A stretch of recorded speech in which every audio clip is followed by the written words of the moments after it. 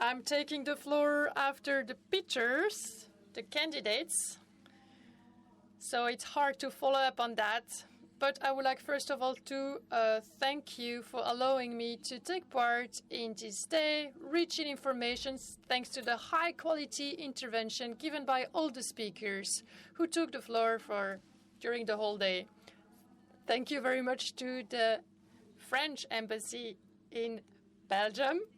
I'm going a little bit too fast. I'm trying to respect the timing. Thank you to the partners, and thank you because you allow a farmer to close up this day.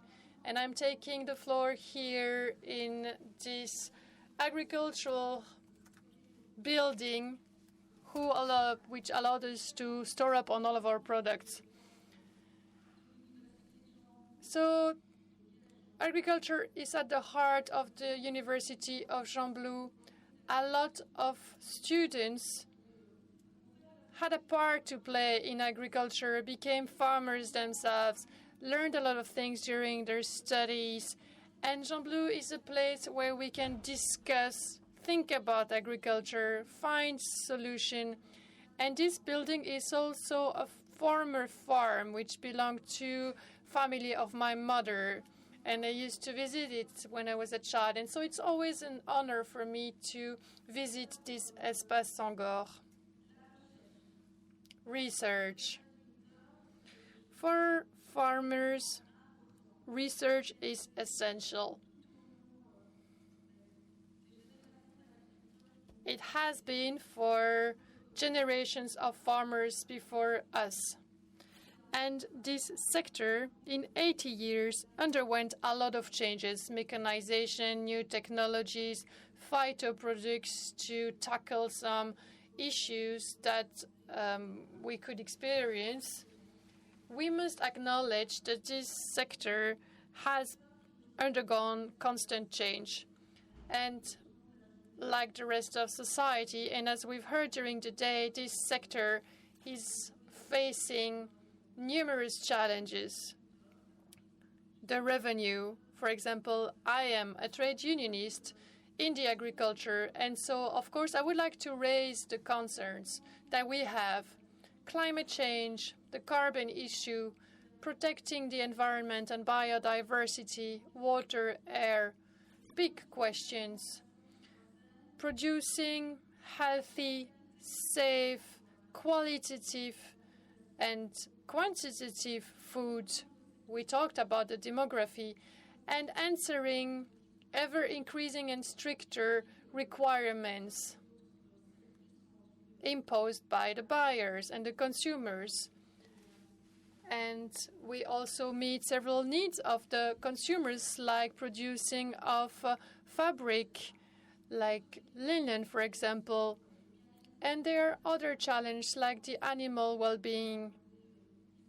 We briefly heard about it today too. And then we often forget about that. But what about hunger and malnourishment? Hunger today, seeing as how we practice agriculture, it is unacceptable. And then the quality of life for farmers, we also heard about it. It remains a huge challenge for our sector and for family agriculture. We need to find a new generation of farmers. And I might be smiling a little bit, but it hurts me. So usually farmers are dying at an average of 58 years. And so we need to make our jobs more attractive. We need to find a new generation that is ready to take on this farmer's role. And like farmers of today, they need to be ready to create new links with society so as to make the farmer's image better towards the outside world. Most often it's because we are not explaining enough or well enough how we are doing things, and we need to, or we can do that thanks to scientists and researchers. So as I said, we are facing more and more challenges in an increasingly complex world, and we ask and demand of farmers to be more multidisciplinary. So we need to produce, but not only. We also need to be veterinarians, we need to be accountants, we need to be marketers, we need to be legal experts. The regulation is becoming more numerous too. They are becoming more complex. So today when you are taking your tractor and you go into the field, we also have the question of Flanders and Wallonia. And you need to wonder, in Wallonia, you have several regulations. So you have to leave 6 meters of grass on the one hand or 1 meter in the other region. And so you also need to take everything into account. And as another skill, you need to be an encyclopedia, and not only in agronomy. On top of that, a lot of unknowns at the political level, at the economical level. What about the production costs, the sales prices, the geopolitical fears? Let's not talk about COVID, about Ukraine. And what about the consumer behaviors? Who is not always very cohesive when he makes demands as a citizen. As farmers, we are also traders, and so we have to analyze and listen to the consumer. We need to hear their wishes, and that's also a very hard thing to do. As we could see during COVID, local products were fashionable. Biological agriculture was fashionable because during COVID we had to protect the health. And today we are experiencing inflation and everything changed. And we have more and more Belgian citizens who go to the other side of the border because of the costs, and it is cheaper a little bit further. So we need to create new links. And next to that, because we are working with living things, we are working with the weather, we are experiencing new pests, new diseases in agriculture, in the breeding facilities. We need to be able to count on research. I like to say, and I would like to repeat it because I believe this is one of the sufferings of the sector, and we need to work together to make ourselves heard. I do not work like my grandfather, not like my father, and I'm not working today as I was working 30 years ago when I started out. I work today in a better way than yesterday, and thanks to you, tomorrow I will work better than today. And this transition, transformation, this revolution, you can call it however you want, but it is there, it is present in our sector. We need a European agriculture, performing, sustainable, but it needs to keep going. And it is probable that the evolution rhythm is going to increase, but it needs to also be increasingly sustainable. As farmers, I can say that my French, my Walloon, my Belgian colleagues, we want to be active stakeholders. And that's a specificity of a family industry. We were given the soil as a tool, and we want to preserve it. We want to use it. We want to save biodiversity and environment while producing quality products for future generations. So, however, not everything is positive. Our image is not the best. And we want to fight biases and shortcuts, and we want to put at the heart of agriculture the scientist, and we want to have everything done being recognized. Let's trust agriculture. Let's create new trust, and that's the first condition to meet all those challenges of today. And then we need to find solutions and alternatives to meet our priorities. We are looking for quality. I already knew about it because the Walloon Federation is in Gembloux. We have the university, we have the Louvain-la-Neuve University, we have the Center of Research, the Pilot Center. We have a lot of contacts and relationships with the French colleagues too. So we are looking at what you do, and we try to apply the best practices. We try to create new collaborations, and we want to become even better. I heard a lot about vision. We also need to work together with the policymakers who will decide to implement the solutions you offer to them. But let's not forget, I do not like this word, but I'm going to use it, but sciences is at the service of agriculture. And we need, as farmers, work together with you scientists. And this is one of the recipes that will help us make this agricultural world move forward. And I know that this world can be grumpy and can whine a lot, and we tend to be conservatives. But this will help this agricultural world accept the solutions you offer. And of course, we want all the innovations to be applied, and we want to be ever more sustainable.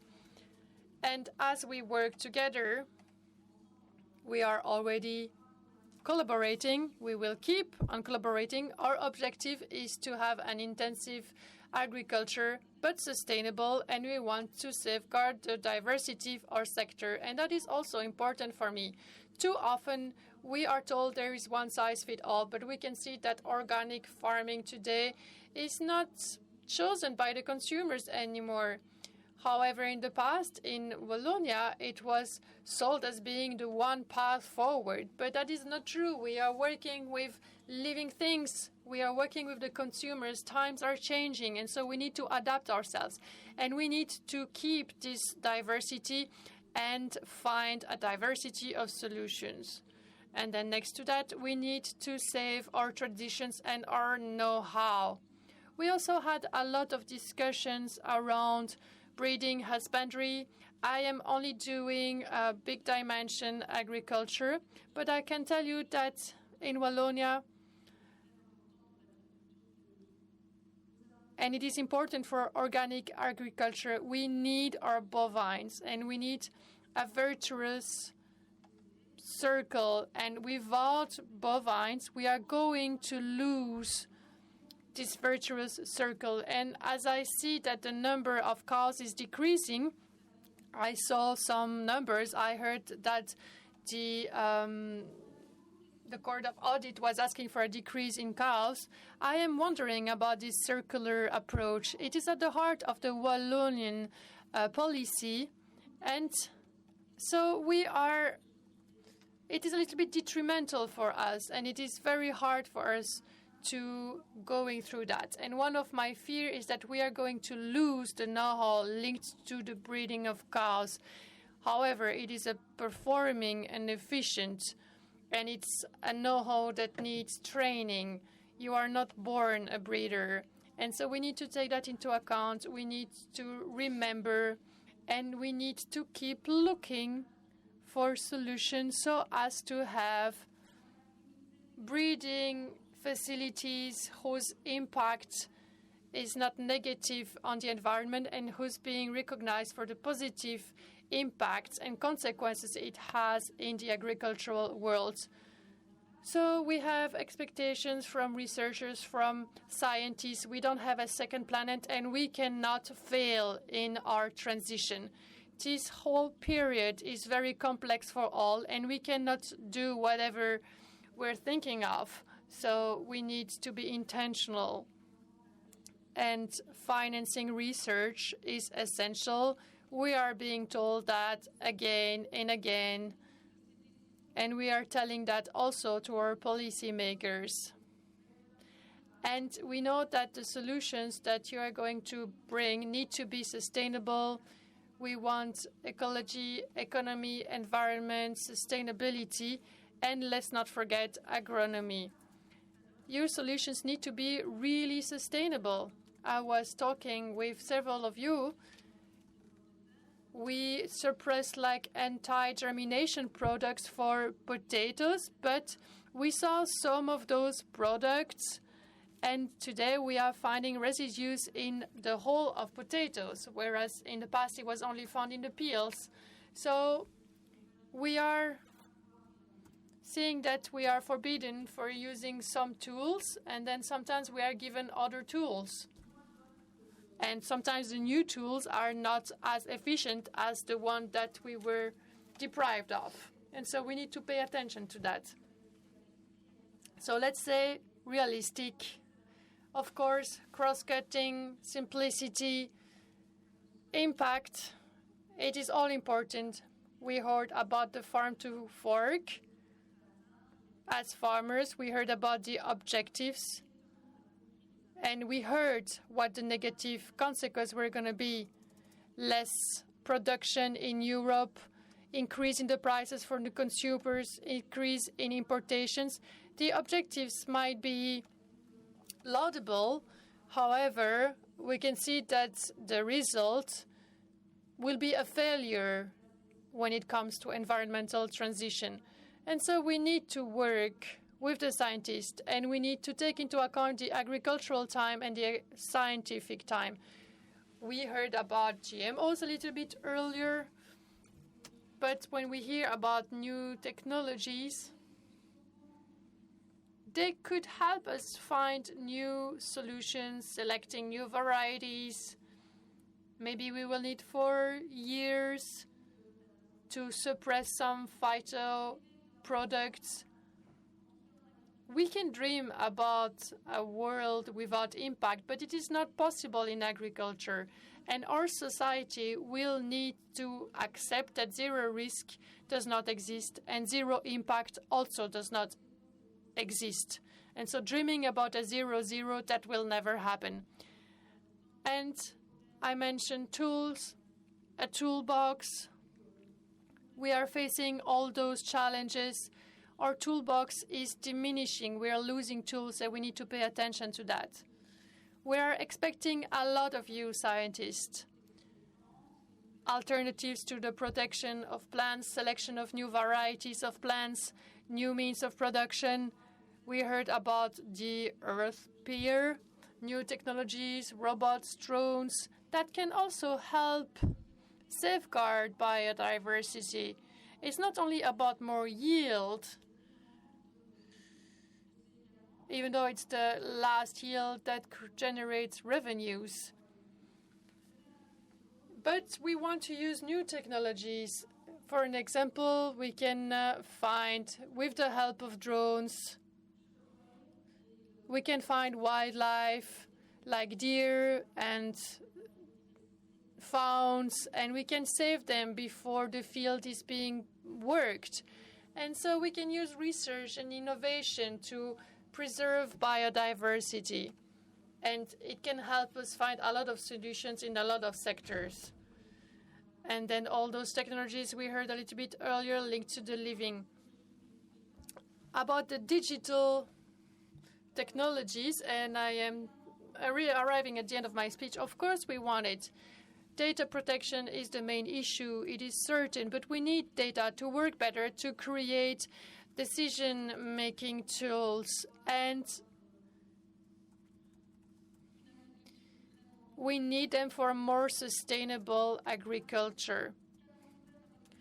Caution, though. What is going to happen with those data? We need to keep the ownership of those data. We cannot just give them away. There is a huge hazard linked to that, and we need to reflect on that.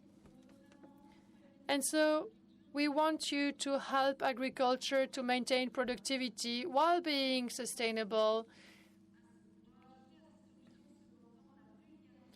We also want to better be able to disseminate the information, because sometimes we don't communicate good enough. Sometimes it is awful, but we also need to understand better what you are doing.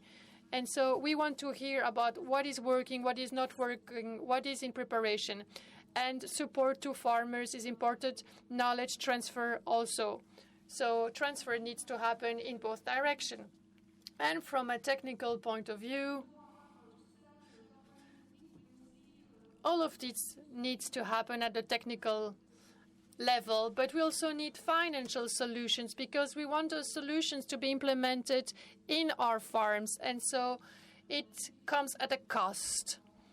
Once again, the challenges are many. So researchers, farmers, companies, policymakers, let's tell everyone we will manage. However, we need to know where we are going. We need a realistic vision and we need the means to get to our end. Thank you very much.